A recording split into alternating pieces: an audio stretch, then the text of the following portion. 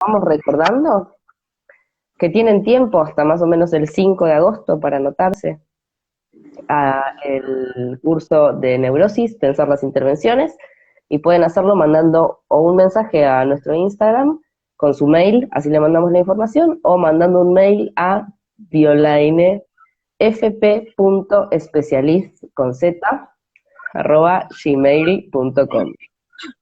Nos reímos porque cuando lo hice, Ale me dijo, ay, no, no puede ser. Justo ahí cortas la palabra especialista. Pero bueno, gente igual, bueno, no nos enteramos de muchos que hayan puesto especialista, ni con otra letra, ni No, no, re bien, re bien, funcionó. re bien.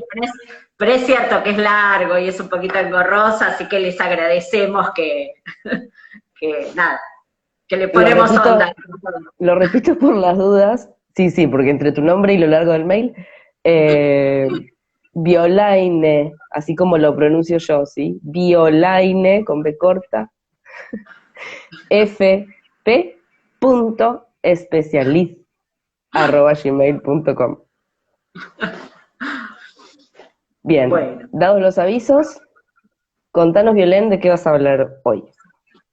hoy vamos a hacer un vivo especialmente dedicado a los psicoanalistas. A los psicoanalistas porque muchas veces hablamos de los pacientes y hoy vamos a hablar en parte, digamos, en nuestro doble lugar, digamos, como analistas y como analizantes también.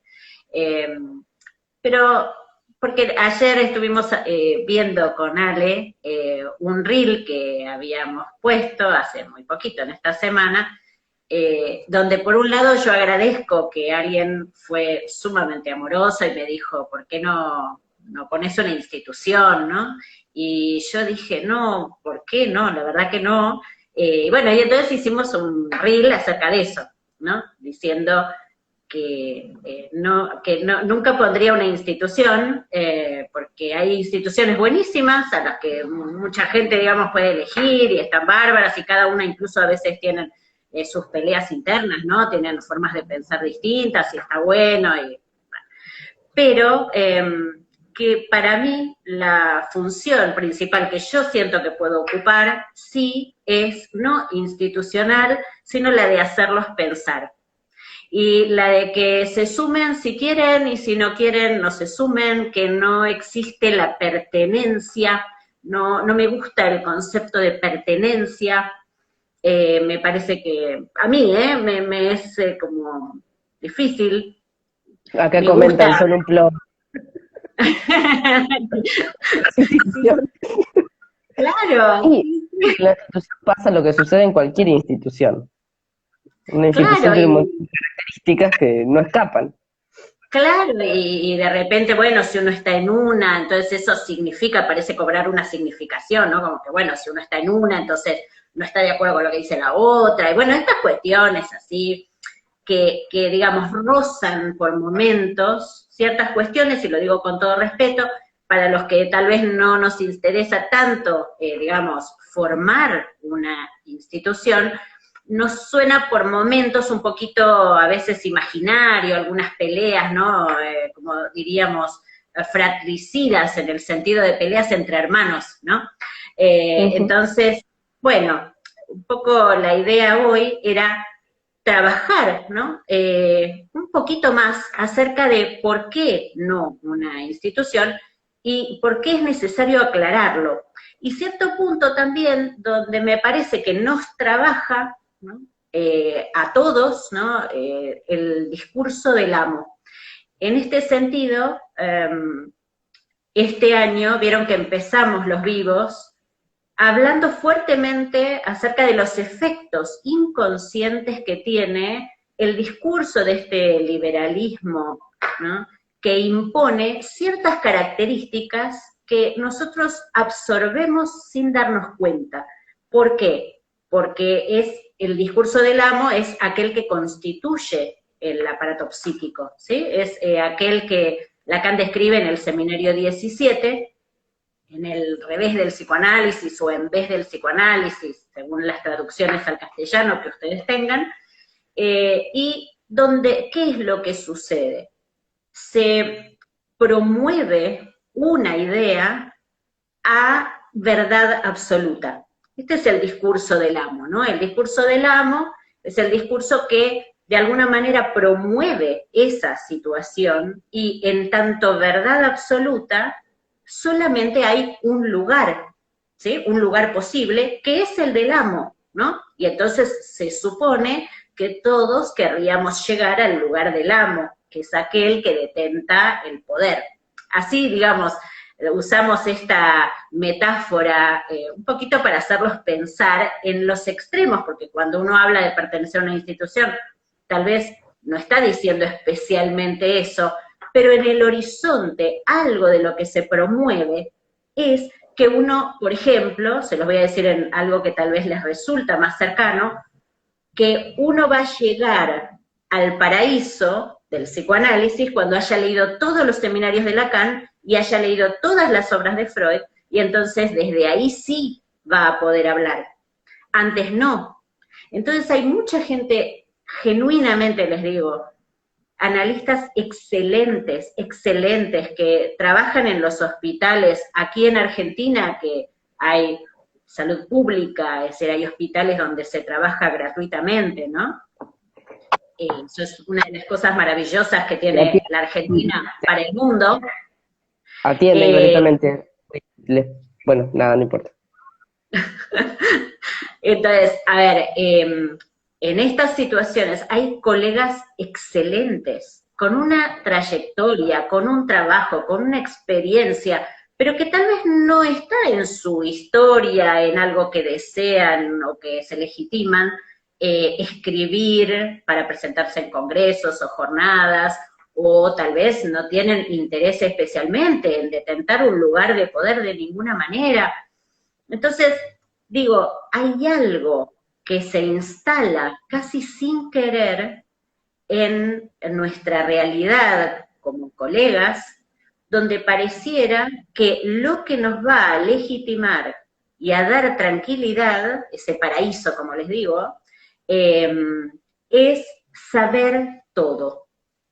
Y allí es justamente cuando estamos haciendo todo al revés, porque justamente la dirección de la cura, o sea, a ver, primero, lo más importante es el análisis propio. El análisis propio nos pone en un camino que no es el del saber. Digamos, sí, por supuesto que hay que estudiar, hay que formarse, a ver, esto obvio, pero no es desde ahí desde donde nos vamos a legitimar. Es desde el análisis propio, allí donde cada uno de nosotros con sus propias marcas sabe que tiene sus límites en la escucha y sabe en qué puntos, bueno, a veces puede meter la pata por la historia que uno ha tenido, ¿no? Cuando viene un paciente parecido o con alguna cuestión, los lugares identificatorios son muy importantes. Entonces, me importa mucho ubicar para ustedes que en la dirección de la cura, de las curas que llevamos adelante, tiene mucha importancia y graves consecuencias estar tomados por este discurso en el cual habría un solo lugar deseable. Porque eso implica que no habría multitud de lugares, que no habría posibilidad de ser feliz por fuera de ese lugar que ustedes, a ver, se habrán dado cuenta, ¿no? Cuando yo les digo el paraíso, es casi como el paraíso perdido, es como el objeto mítico, ¿sí? Y entonces estaríamos en una, a ver, podríamos quedar, si ese fuera el único lugar, ¿no? Ligados a un significante fálico, que está muy bien, que ordena toda la realidad circundante, todos los significantes que nos rodean, acerca de la ascensión hacia un lugar de privilegio por sobre todos los demás. Eso es el poder, ¿sí? El discurso es una de las formas del poder. Entonces, ¿qué es lo más importante? El análisis propio y la supervisión. Y desde allí vamos a ir avanzando, y estamos hablando, por supuesto, de colegas, todos nosotros, que hemos tenido títulos de grado, ¿sí? Que nos hemos recibido, que seguimos formándonos, pero el avance en la dirección de la cura está en orden a la falta en ser, ¿sí? A que el sujeto pueda progresivamente descolonizarse, y les digo así, ¿no? Como desalojarse de ciertos lugares donde el discurso del amo le ha dicho, este es tu lugar y no podés ir más allá de esto, ¿no? Y poder avanzar justamente en orden a un no saber hacia dónde puede ser que nuestras marcas nos lleven y nos distingan de los demás. Entonces, les quiero contar, por ejemplo, una cosa. Cuando se habla del discurso del amo, inmediatamente se habla del seminario 17 de Lacan, y se trabaja, por supuesto, digamos, bueno, qué características tiene, cómo el sujeto queda reprimido y solamente como un resto, ¿sí? Identificado un objeto a resto, para aquellos que tienen cerca en su cabeza la forma algebraica en la que se escribe el discurso del amo, sino los que quieran podrán ir a buscarlo después. Lo podría haber buscado. Pero digamos, lo cierto es que en general se habla en estos términos, pero no se pone en relación a que durante ese mismo seminario Lacan está trabajando la función de la madre en cuanto a aquella que produce el estrago. Es decir, esa madre estragante o ese discurso del otro que es estragante, que determina un lugar en el sujeto, que es lo que le permite vivir, digamos, le permite ser un sujeto, pero a la vez lo determina tan fuertemente. Entonces, si uno no comprende que en el mismo seminario está trabajando el estrago y después dice el discurso del amo, es el discurso inicial que da lugar a la formación del aparato, uno no comprende, ¿no?, ese grado de determinación, que es que el discurso del amo no está afuera, no es ese amo, digamos, no sé, bueno, a ver, que uno puede creer, sino que está adentro de nosotros. Eso te iba a decir, lo tenemos como parte nuestra, está en la Constitución. Claro. Entonces, esta cuestión donde uno dice, no, pero yo no puedo, no, pero yo no sé, no, pero ¿cómo voy a hacer? Digamos, y ponerse en lugar de buscar la propia legitimación, pero no por una perfección de saberse todos los seminarios de Lacan o todos los textos de Freud, sino ponerse en relación a la escucha diferencial que cada uno de ustedes puede tener, habida cuenta de la historia que ha tenido, de las marcas que ha tenido. Alguien que tiene, por ejemplo, que ha tenido en su historia, no sé, presencia de sujetos perversos, va a tener una escucha en relación a eso mucho más al detalle que tal vez otra persona que ha estado más en relación a una melancolía o a una psicosis. Es decir, esto es importantísimo porque si no, siempre se arma a ver, ustedes entienden que el discurso del amo, no sé si ustedes recuerdan, es lo que da la formación del inconsciente, especialmente del super yo, ¿sí?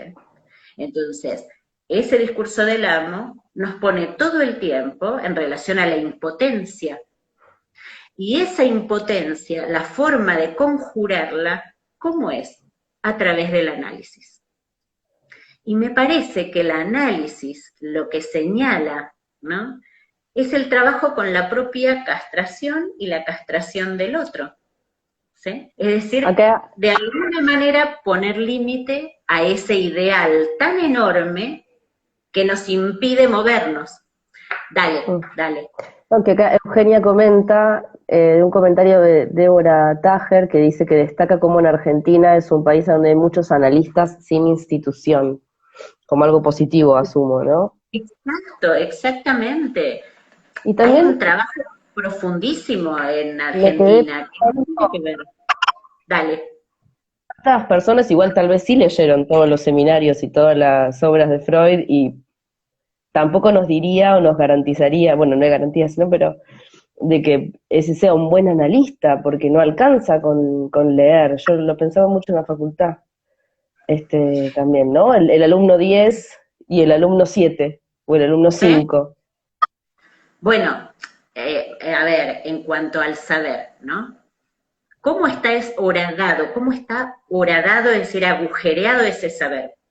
Si es un saber enciclopédico, lo que arma es, bueno, sí, porque en el seminario, a ver, ustedes saben que a mí me gusta lo académico, me gusta el detalle, me gusta este seminario, el otro, pero no es desde ahí, ¿sí? Porque Ujú. allí podría estar la exhibición obscena también, ¿sí? Una exhibición obscena es un rasgo perverso dentro de una estructura neurótica, puede ser, pero no se trata de eso. Entonces, la legitimación de un analista está fundada en su propio análisis y en su trabajo en relación al desser.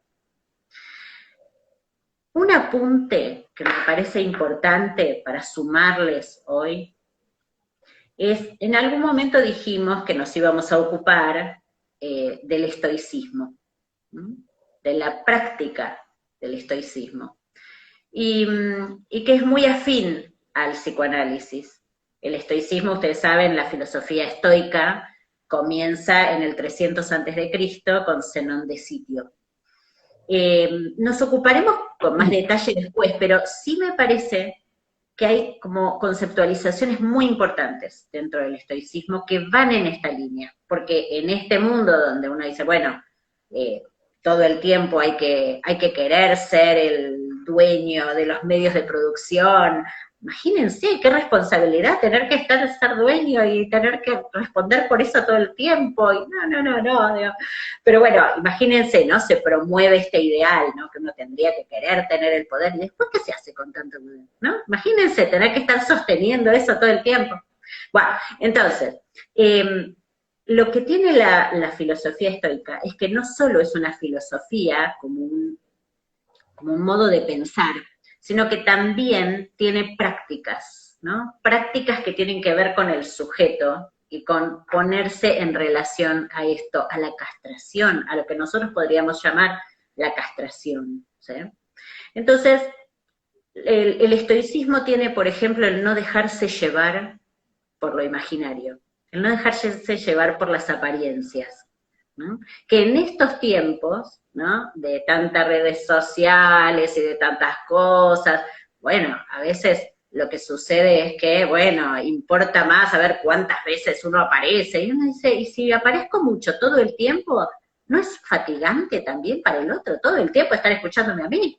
Entonces, entonces bueno, a ver, digo, entonces, digo, hay que llevar ese razonamiento que hace, digamos, cuando Lacan trabaja eh, en el seminario 8 el método socrático, tiene que ver con llevar al extremo ciertas cuestiones que están como vagando en nuestra cabeza y que a uno le parecen muy bien, y cuando uno las lleva al extremo, tocan el punto del absurdo y ahí es donde caen.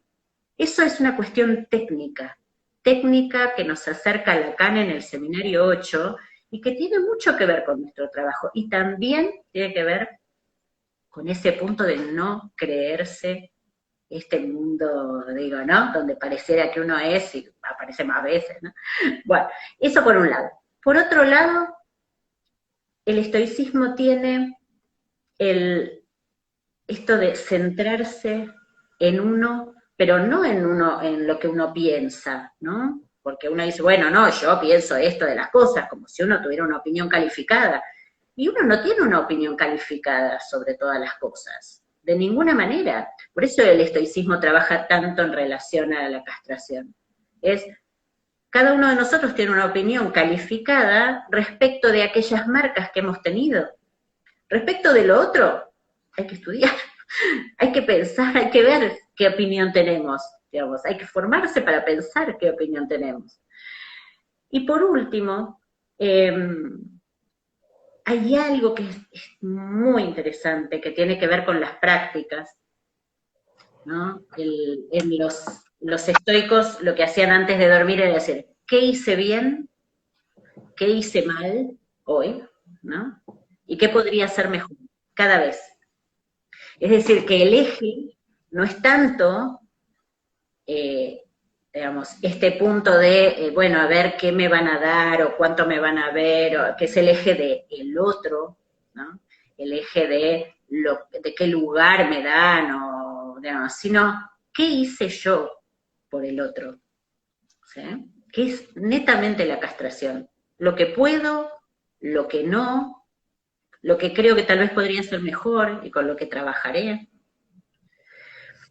Y este tercer punto, digamos, se me coló uno porque estuve pensando recién esto que les dije, podríamos considerarlo un tercero y ahora el cuarto, es el horizonte de la muerte.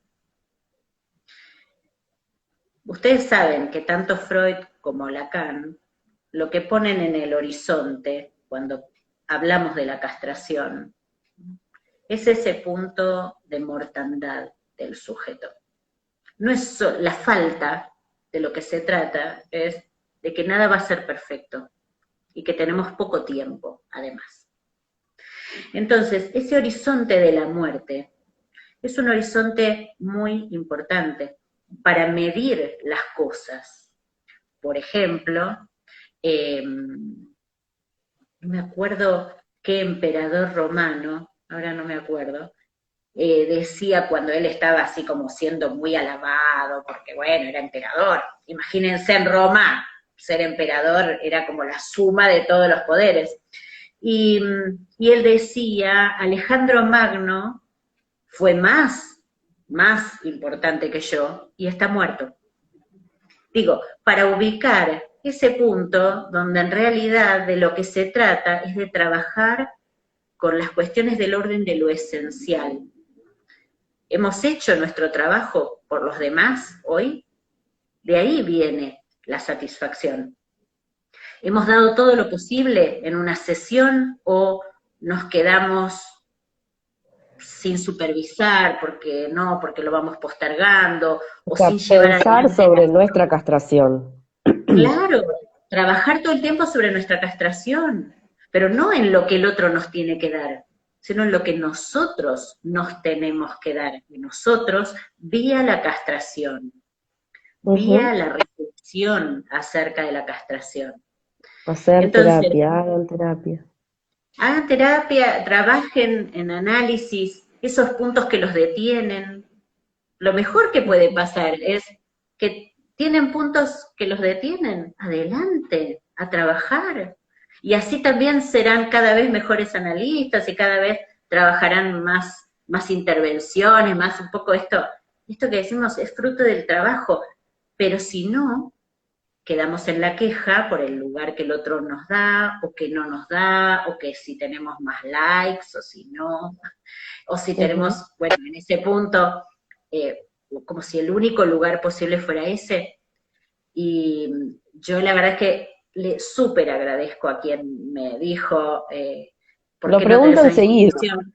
Sí, y la verdad que yo se los súper agradezco, pero yo no podría funcionar en algo rutinario. Cada semana les hablo de lo que me mueve en la clínica y bueno, y será mientras me mueva la clínica y en algún momento capaz que me levanto un día y digo, ay, ya está. Que los que me conocen saben que yo tengo un tiempo, digamos que hago durante un par de años, estamos en el tercer año de esto, vivo. Y en algún momento tal vez uno dice, ya está, ya no sé qué más decir o qué más aportar, o siento que no tengo más para aportar y está todo bien. E Y inventarás o inventaremos otra cosa, igual que no se nos ahí, desespere el público. ahí está, Inventarás inventaremos otra otra cosa. cosa.